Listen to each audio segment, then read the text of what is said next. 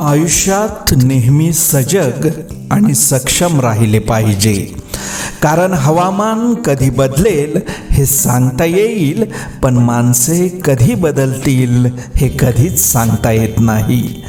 कुणाच्या सांगण्यावरून आपल्या मनात एखाद्या व्यक्तीबाबत चांगले वा वाईट मत बनवण्यापेक्षा आपण स्वतः 4 पावले चालून समोरासमोर त्या व्यक्तीशी संवाद साधून मगच खात्री करा.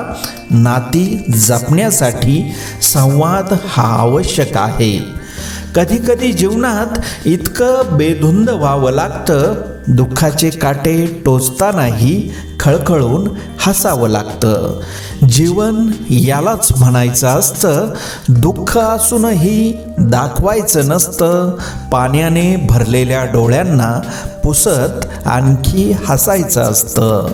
नदीचे पाणी कितीही गोड असले तरी शेवटी तिला खाऱ्या समुद्राला मिसळूनच राहायला लागतं.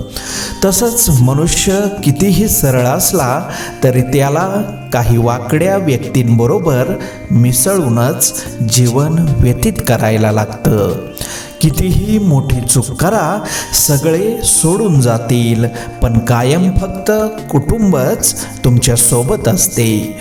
प्रत्येक परिस्थितीत वेदनांच्या ओझ्यासकट ज्याला खळखळून हसता येतं, त्याच्यासारखा जादूगार जगात दुसरा कोणीच नसतो. गरजेच्या वेळी सुकलेल्या ओठातून नेहमी गोड शब्द बाहेर पडतात, पण एकदा तहान भागली की पाण्याची चव आणि माणसांची नियत दोन्ही आपोआप बदलते. आयुष्यात भावना महत्त्वाच्या. जर आपण प्रतिसाद दिला तर त्या वाढतात, जर आपण दुर्लक्ष केले तर त्या मरतात, आणि जर आपण आदर केला तर त्या कायम टिकून राहतात. माणसाचे डोळे नश्वर सौंदर्यापेक्षा समोरच्याचे अंतर्मन वाचू शकले असते तर जगातील सौंदर्याच्या व्याख्याच बदलल्या असत्या.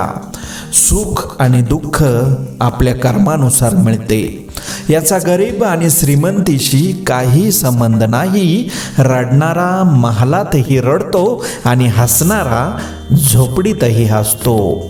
जगणं तेव्हा सुंदर असतं जेव्हा इतरांपेक्षा आपलं चांगलं आहे असं आपल्याला वाटतं.